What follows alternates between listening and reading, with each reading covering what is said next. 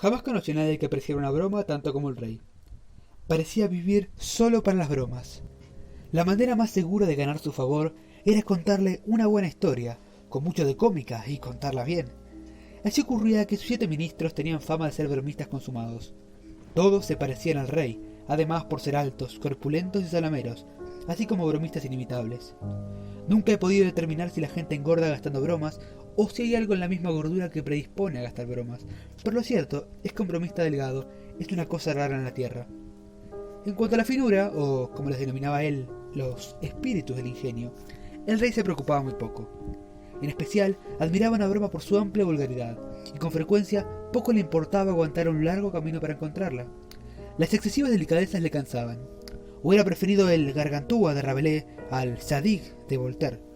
Y en general, las bromas pesadas y concretas armonizaban con su gusto mucho mejor que las verbales. En los días de mi relato, los bufones profesionales aún se estilaban en la corte. Varias de las grandes potencias continentales aún mantenían sus bobos, que llevaban trajes multicolores y gorros con cascabeles, y debían estar siempre alerta para ofrecer ingeniosas agudeces en cualquier momento, a cambio de las migajas que caían de la mesa real. Nuestro rey, como cosa natural, mantenía su bufón. El hecho es que le hacía falta cierta cantidad de insensatez, aunque solo fuera para equilibrar la pesada sabiduría de los 7 sabios que eran sus ministros, por no mencionar la suya propia. Su bufón profesional, sin embargo, no era tan solo bobo. Su valor se triplicaba a los ojos del rey, por el hecho de que además era enano y cojo. En aquellos días, los enanos abundaban en las cortes tanto como los bufones, y para muchos monarcas hubiera resultado difícil pasar los días, que son más largos en la corte que en cualquier otra parte, sin un bufón con el cual reírse y sin un enano de quien reírse. Pero como ya he dicho, en el 99% de los casos, los bufones son gordos, rechonchos y difíciles de manejar. Por lo cual nuestro rey se felicitaba en tener en Hopfrog, que así se llamaba el bufón, un triple tesoro en una sola persona. Creo que el nombre Hopfrog no le fue dado al enano por sus padrinos de bautismo, sino que le fue otorgado por mutuo acuerdo de los 7 ministros, debido a que era incapaz de caminar como el resto de los mortales. En realidad, Hopfrog solo podía andar como una especie de paso contractivo, algo que estaba entre un salto y un culebreo, movimiento que ofrecía al rey una diversión ilimitada. Y a la vez, por supuesto, un consuelo, porque el rey, a pesar de su vientre protuberante y de su hinchada, orgullosa cabeza de buena cuna, era considerado por la corte entera como una figura de suma perfección. Pero si bien la deformación de las piernas solo permitía a Hopfrog moverse con gran dolor y dificultad en un camino de tierra sobre el pavimento, la naturaleza parecía haber compensado aquella deficiencia en sus miembros inferiores, concediéndole una prodigiosa fuerza en los brazos, que le permitía efectuar diversas hazañas de maravillosa destreza cuando se trataba de trepar por cuerdas o por árboles. Y cuando hacía tales ejercicios, de veras se parecía mucho más a una ardilla o a un pequeño mono que a una rana. No puedo afirmar con exactitud de qué país era Hopfrog. Había venido, sin embargo, de alguna región bárbara de la que nadie había oído hablar, situada a una enorme distancia de la corte de nuestro rey. Hopfrog y una joven casi tan enana como él, aunque de exquisitas proporciones y maravillosa bailarina, habían sido arrancados a la fuerza de sus respectivos hogares, situados en provincias adyacentes y enviados como regalo al rey, por uno de sus siempre victoriosos generales. En esas circunstancias no es de extrañar que surgiera una gran intimidad entre los dos pequeños cautivos. Así llegaron pronto a ser amigos entrañables. Hopfrog, pese a que actuaba en muchas diversiones, no era nada popular, y no podía prestar mayores servicios a Tripetta. Pero ella, debido a su gracia, a su exquisita belleza, era admirada y mimada por todos, y gozaba así de mucha influencia, que nunca dejaba de ejercer, si le era posible, en favor de Hopfrog. Con motivo de una gran solemnidad, no recuerdo cuál, el rey decidió celebrar un baile de disfraces, y siempre en la corte se trataba de mascaradas o de fiestas semejantes. Y en esas ocasiones se acudía sin falta a los talentos de Hopfrog y Tripetta. Hopfrog tenía sobre todo tanto ingenio para montar espectáculos, inventar personajes novedosos y preparar trajes de disfraces para los bailes, que al parecer no se podía hacer nada sin su ayuda. Llegó la noche de la fiesta. Bajo la dirección de Tripetta se había preparado un esplendoroso salón que se decoró con todo aquello que pudiera prestar brillo a una mascarada. La corte entera ardía con fiebre expectante. Podría uno haber imaginado ya a todo el mundo tener resuelto el asunto de los trajes y los personajes que iban a representar. Muchos habían decidido ciertamente desde hace una semana o incluso un mes los roles que harían. Y en efecto, nadie mostraba la menor señal de indecisión, salvo el rey y sus 7 ministros. Nunca pude explicarme por qué ellos vacilaban, a no ser que les hicieran un ánimo de broma. Lo más probable fuese que, a causa de su gordura, les resultara difícil decidirse. En todo caso, el tiempo pasaba, y como último recurso, mandaron llamar a Tripetta y a Hop Frog. Cuando los 2 pequeños amigos obedecieron la llamada del rey, encontraron a este bebiendo con los 7 miembros de su consejo. No obstante, el monarca parecía estar de muy mal humor. Sabía que a Hop Frog no le gustaba el vino, porque excitaba al pobre cojo casi hasta la locura, y la locura no es una sensación agradable. Pero el rey gozaba con las bromas pesadas, y le divertía obligar a Hop Frog a beber, y como decía él, a ponerse alegre. «Ven acá, Hop Frog», dijo cuando el bufón y su amiga entraron en la sala. «Bébete esta copa a la salud de tus amigos». Hop Frog suspiró. «Y luego nos concedes el beneficio de tu ingenio. Lo que nos haga falta, Hop Frog. Mira, necesitamos personajes, hombre. Algo novedoso, fuera de lo común. Estamos cansados de esta eterna monotonía. Venga, bebe. El vino te avivará el ingenio». Como de costumbre, Hop Frog trató de inventar una broma en réplica a las sugerencias del rey, pero no se encontraba con fuerzas. Sucedió que aquel día era el cumpleaños del pobre enano, y la orden de beber a la salud de sus amigos ausentes le llenó los ojos de lágrimas. Grandes y amargas gotas cayeron dentro de la copa, mientras humildemente las tomaba de manos del tirano. ¡Ah, ja, ja! Bramó el rey mientras el enano de mala gana vaciaba la copa. «¡Mira lo que un buen vaso de vino puede hacerte! ¡Ya te brillan los ojos!». Pobre infeliz. Sus grandes ojos fulguraban en vez de brillar, porque el efecto del vino sobre su excitable cerebro era tan poderoso como instantáneo. Nerviosamente dejó la copa en la mesa y contempló ahí a todos los reunidos con una mirada casi demente. Todos parecían divertirse mucho con el éxito de la broma del rey. «Y ahora, ocupémonos de cosas serias», dijo el primer ministro, que era un hombre muy gordo. «Sí», dijo el buen rey. «Ven, Hop Frog, préstanos tu ayuda. Personajes, mi buen hombre. Necesitamos personajes. Nos hacen falta a todos nosotros. ¡Ja, ja!». Y como sus palabras pretendían ser un chiste, los 7 hicieron eco a su risa. También rió Hop Frog, aunque débilmente, como si estuviera distraído. «¡Vamos, vamos! ¿No tienes nada que sugerirnos?», dijo el rey impaciente. «Estoy intentando pensar en algo nuevo», contestó el enano ensimismado, porque el vino lo había dejado confundido. «¿Intentando? ¿Qué quieres decir con eso?». «Ah, ya entiendo. Estás de mal humor y te hace falta más vino. Toma, bebe esto». Y le llenó otra copa que le ofreció aliento. «¡Bebe! ¡Bebe, te digo! ¡O por todos los demonios que...». El enano vaciló. El rey se puso morado de rabia. Los cortesanos sonreían con afectación. Tripetta, pálida como un cadáver, se acercó al sillón del rey y, cayendo de rodillas, le rogó que tuviera piedad de su amigo. El tirano la miró durante unos momentos, evidentemente maravillado ante tal audacia. Parecía no saber qué decir ni qué hacer, ni cómo expresar convenientemente su indignación. Por fin, sin pronunciar una sola sílaba, rechazó con violencia a la bailarina y le tiró la cara al contenido de la copa rebosante. La pobre joven se levantó como pudo, y sin atreverse a suspirar siquiera, regresó al sitio al otro lado de la mesa. Durante casi un minuto hubo un silencio total, y se habría podido oír la caída de una hoja y de una pluma. El silencio fue interrumpido por un bajo y áspero ruido, rechinante, que parecía proceder de todos los rincones de la sala al mismo tiempo. «¿Qué? ¿Qué? ¿Por qué haces ese ruido?», preguntó el rey volviéndose furioso hacia el enano. Este parecía haber recobrado mucho de su embriaguez. Mirando fija y tranquilamente al tirano a los ojos, respondió con sencillez. «¿Yo? ¿Cómo podría haber sido yo?».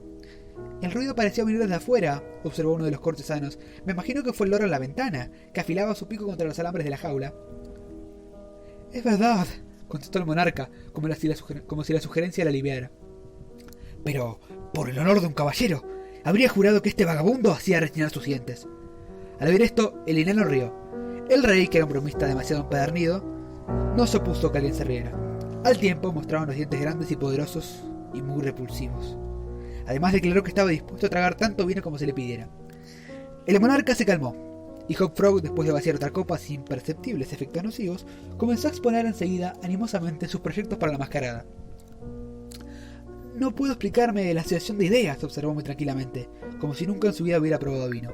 «Pero apenas vuestra majestad pegó a la joven y le rajó el vino en la cara, apenas vuestra majestad hubo hecho eso, y mientras el loro hacía ese extraño ruido en la ventana, se me ocurrió una diversión excelente, una extravagancia de mi propio país, que con frecuencia se representa en nuestras mascaradas, pero que aquí sería completamente nueva. Lo peor, sin embargo, Es que hace falta un grupo de 8 personas y... Pues aquí nos tienes, exclamó el rey riendo. ¡Ja, ja! Exactamente 8. Yo y mis 7 ministros, exclamó ante el agudo descubrimiento de la coincidencia. ¡Vamos! ¿En qué consiste esa diversión? La llamamos, contestó el cojo, los 8 orangutanes encadenados. Y si se la representa bien, resulta verdaderamente divertida. Nosotros la representaremos, declaró el rey, irguiéndose con dignidad y dejando caer los párpados. La gracia del juego, continuó Hopfrog, está en el espanto que causa entre las mujeres. ¡Magnífico! Bramaron a coro el monarca y su consejo. Yo os disfrazaré de orangutanes. Dejadlo todo en mis manos. El parecido será tan sorprendente que los asistentes al baile os tomarán por bestias de verdad. Y por supuesto se sentirán tan aterrados como yo de asombro. ¡Oh, es exquisito! Hopfrog, yo haré de ti un hombre. Las cadenas servirán para aumentar la confusión por el ruido. Se ha de poner en circulación la noticia de que habéis escapado en masa de vuestros domadores. Vuestra majestad no puede conseguir el efecto que en un baile de máscaras causan 8 orangutanes encadenados, que la mayoría de los invitados toman por verdaderos, y que se lanzan a la sala dando gritos salvajes entre la dedicada multitud de damas y caballeros, tan elegantemente vestidos. El contraste es inimitable. Debe de serlo, dijo el rey, y el consejo se levantó rápidamente, porque se estaba haciendo tarde, para llevar a cabo el proyecto de Hopfrog. La manera como éste iba a vestir el grupo de orangutanes era muy sencilla, pero lo bastante eficaz para conseguir sus propósitos. En la época de Mirlato, los animales en cuestión podían ser vistos muy raras veces por la gente del mundo civilizado, y como las imitaciones preparadas por el enano eran suficientemente bestiales y horrendas, nadie dudaría de su segura y natural condición. Primero, el rey y sus ministros vistieron ropa de tejido interior muy ajustada, y luego se los embadurnó con brea. En estas etapas del proceso, alguno del grupo sugirió que podían emplearse plumas, pero la sugerencia fue rechazada inmediatamente por el enano, que pronto convenció a los 8, mediante demostración práctica, que el pelo de una bestia como el orangután se imitaba con mayor verosimilitud empleando la fibra de lino. En consecuencia, se aplicó una espesa capa de lino sobre la brea. Después se buscó una larga cadena. Primero el enano la pasó de cintura al rey, y la dejó bien atada, y luego la pasó por la cintura del otro, y la ató de nuevo, y así sucesivamente fue con todos. Cuando el encadenamiento quedó terminado y los grupos se separaban uno del otro lo más posible, formaron un círculo.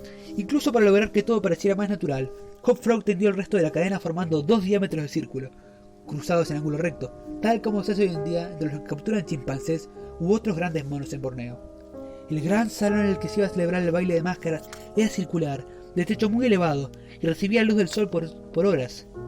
Era iluminado principalmente por medio de una enorme araña de luces, suspendida por una cadena del centro de la claraboya, y que se hacía subir y bajar mediante un contrapeso, como es de costumbre, pero para que no produciera un aspecto desagradable a la vista, el contrapeso pasaba por afuera de la cúpula, sobre el techo. El arreglo del salón había sido confiado a la dirección de Tripetta, pero en algunos detalles, al parecer, ella se había dejado guiar por el juicio más sereno de su amigo el enano. Fue a merced a sus indicaciones, por lo que se retiró el candelabro colgante. Las gotas de cera de las velas, que en esa calurosa temporada era imposible evitar, habrían podido estropear las ricas vestiduras de los invitados, quienes, a causa de la multitud que llenaría el salón, no podrían mantenerse constantemente alejados del centro, o sea, de donde colgaba la araña de luces. Candelabros adicionales se colocaron en varias partes del salón donde no molestarían, al tiempo que se fijaban antorchas que desprendían un agradable aroma.